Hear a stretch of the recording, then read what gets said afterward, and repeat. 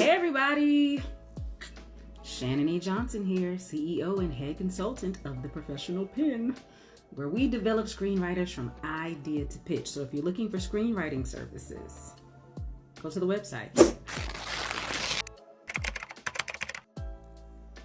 Sorry to give you this answer, none. But at the end of the day, you're inexperienced until you actually get a gig. So at some point that those tables turn, you know what I mean? But this is a who you know kind of industry. So it really is not about your experience level. You know what I mean? Everybody's new until they're not. So even those people who are staff writers may have never written anything professionally before they were staff writers, but they've been writing and they've been networking and they've been taking classes and they've gotten into fellowships and they've, been doing the grind until they get an opportunity to actually interview for one of those staff positions and they get it. And the day before they were inexperienced. The next day, now they're not.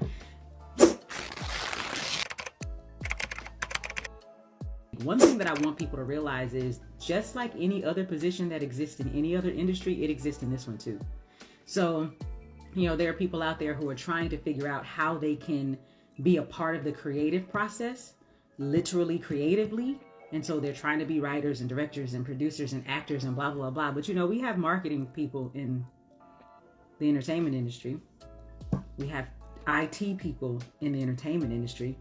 We've got branding people. We have lawyers. We have,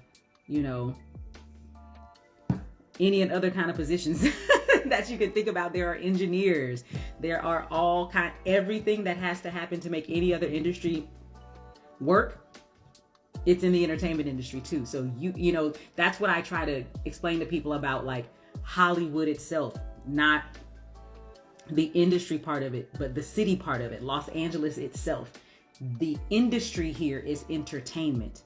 So a lot of people work in the entertainment industry. That doesn't mean that they are producers and actors and writers and directors or even executives. You know what I mean? There is human resources in the entertainment industry. You know what I mean? There is insurance, there is health benefits and unions and any of those other positions that exist. They're here as well. People who are specifically doing AI and all of that. So there are all kinds of jobs here.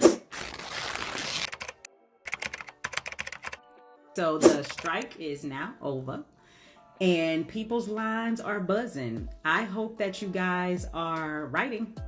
I hope that y'all didn't think that this thing was never gonna pass. I don't know why people felt that way. I tried my best to say as many times it's gonna pass. But I hope that you guys, I hope you took a vacation.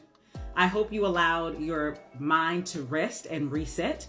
But I hope that you didn't just go, man, forget about it. I'm gonna stop writing because the industry's upside down anyway. I mean, conductors, etc., have gone on strike before as well.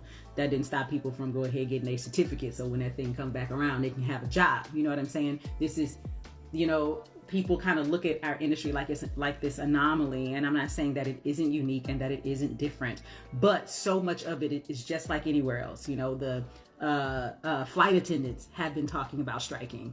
You know what I'm saying? That doesn't mean that there's never going to be another airplane in the sky and people who want to be flight attendants should give up.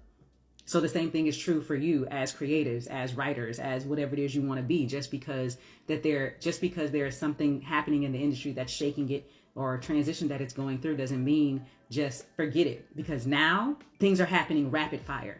Like the strike stopped at midnight. What was it last? I don't remember. Last Monday night, whatever.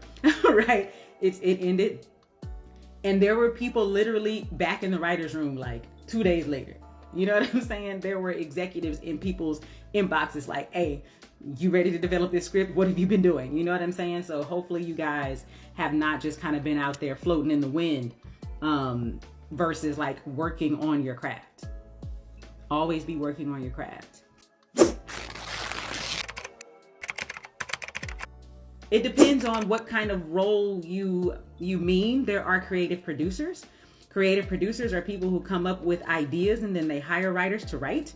And then those producers then will work, whether they do this themselves or they have partners or whatever, they work to then package it and pitch it so that it can get made, right? And so your role would be producer.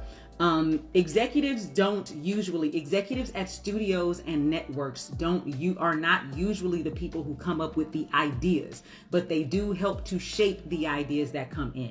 At production companies, executives may be in a position where they are also coming up with ideas. So you have a couple of options there. You can be a creative producer, or if you really want a whole lot of power and it's not really about you coming up with ideas, but you just helping to shape them, that's not the only thing that executives do, but that is a portion of what they do, then being an executive is an option as well.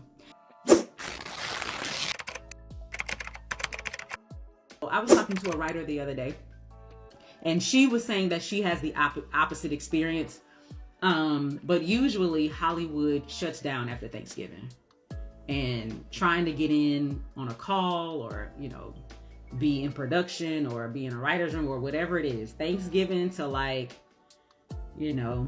early January, it's like really hard to find executives. In my opinion, that is because back in the day when we had a more traditional pilot season and a traditional schedule, so before streamers and stuff kind of came in and jacked it up and started doing whatever the heck they wanted to do, executives kind of live, or at least used to live, a 24-hour, 365 day kind of schedule. You know what I mean? Like, it's no days off because there's always so much to be done. You're working on several projects. They're in production. You're going through pilot season. You're doing this, you're doing that. And so the holidays was like kind of the only time where people weren't doing all those other things. Sure, there were some loose ends they need to tie up. I've been in a writer's room during those times. So it's not that it never happens, but for the most part, that's kind of like the one part of the year where the executives can finally go, right? And, she was saying that she was in a meeting with an executive in December, last year. And I feel like post-Rona and streamers, etc., has changed that a little bit, but in my opinion, still only a little bit, because everyone else I keep talking to keeps saying, I wonder what the holiday season is going to be like this year. Like, are people going to be trying to get what they can get done so that they can get into production? That they only have like 2 months left in this year. You know what I'm saying? Like, what can you really get done? Sure, you can get some writing done, but what else? So it's kind of like, are people kind of speeding down the racetrack trying to see what they can get done before the end of the year comes? Or will people be working through the holidays in a different way than they've been, at least in the past, 3 years or so? I feel like there has to be a change in how executives work with writers, which is one of the reasons why I try to train executives in story, because a lot of executives don't know story because they're not writers. It's not shade to them, like, you don't even know, you know what I mean? It's more so like your job responsibility, your resume, your application has nothing to do with story. But then a part of your job is to decide whose story is worth telling and give them notes to make it better. And most of the time y'all be jacking that thing up. And so, it's really important to me to teach development executives, current executives as well, because they're giving notes as well, story structure, so that we're speaking the same language when we're talking to writers. I know you guys have heard me say before, if all you can say is that you're bumping on it, you're not giving your writer any information. None. Like, what are they supposed to do with that? When they get back home and it's time to revise or it's time to rewrite, what are they supposed to do with, they were bumping on this? If you can't tell them they don't have a clear inciting incident, or they don't have one at all, if you can't tell them that they're being inactive towards their goals that you've set for them, if you can't tell them you don't have a midpoint, so your entire act 2 is monotonous, if you can't tell them that, they don't have a note to address. And then you wonder why they come back and they created a bigger problem. It's because you didn't really give them a note, right? You spent the entire time pitching ideas on what it can be or what it should be, because you're trying to solve the problem for them, and that's just not your job. I really want development executives to know it's not your job to solve the problem for them. It's your job to point out the problem. They're the writer. It's their job to be creative and go, how do I fix this? That's their job, right? And so I say all of that to say, because I'm kind of taking two ideas and throwing them together, but I'm saying all that to say, like, even when it comes to just giving the writer space to kind of do what they need to do, that doesn't mean don't give notes, but it does mean sometimes you just got to give them some space. You don't have to impose yourself on everything the writer has going on, But I feel like, especially now, executives feel like, well, I'm not doing my job if I don't impose myself. I'm not doing my job if I don't give notes that are pitches from me, so I can make sure that the boss knows I'm the one that gave that idea and that's why I'm here. I just don't feel like that's your job. You know what I'm saying? I feel like your job is to create a space where writers feel comfortable to ask clarifying questions and then do the work they need to do to address your notes so that they can have a better script.